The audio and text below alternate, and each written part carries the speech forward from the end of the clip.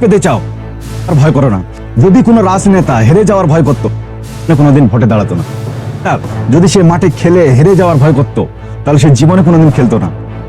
যদি film star যদি film flop হওয়ার ভয়ে সে কাজ করা বন্ধ করে দিত, সে কোনোদিন সুপারস্টার হতে পারতো না।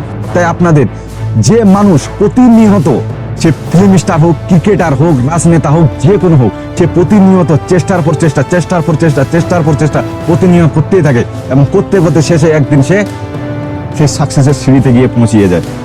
বলি, আপনার যদি সাকসেস পেতে চান, আপনি যদি জীবনে কামিয়াব হাসিল করতে চান, অনেক পয়সার মালিক হতে চান, অনেক প্রেমের মালিক হতে চান, সম্মানের মালিক হতে চান, তাহলে আপনাকে হেরে যাওয়াটা আজ থেকে, এখন থেকে আপনাকে ভুলে যেতে হবে।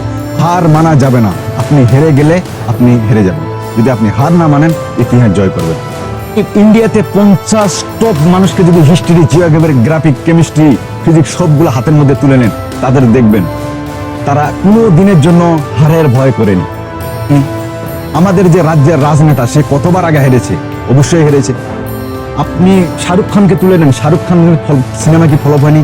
অনেক সিনেমা ফ্লপ হয়েছে। আপনি যতগুলো সফল মানুষের হিস্ট্রি, জিওগ্রাফি সবটাই তুলে নেবেন, দেখবেন তারা অনেকবার ব্যর্থ হয়েছে, ব্যর্থ হওয়ার পর সফল হয়েছে। তাই আপনাদেরকে বলি, যখন আপনি ব্যর্থর সিঁড়ি হাঁটছেন, তার মানে আপনি সফলতার দিকে এগোচ্ছেন। তাই ব্যর্থকে ভয় পাবেন না, হেরে যাওয়ার ভয় পাবেন না। নিজের জীবনকে শক্ত করে, নিজের বুদ্ধিকে শক্ত করে এবং নিজের দৃষ্টিকে শক্ত করে এগিয়ে চলো সেই সফলতার রাস্তার দিকে।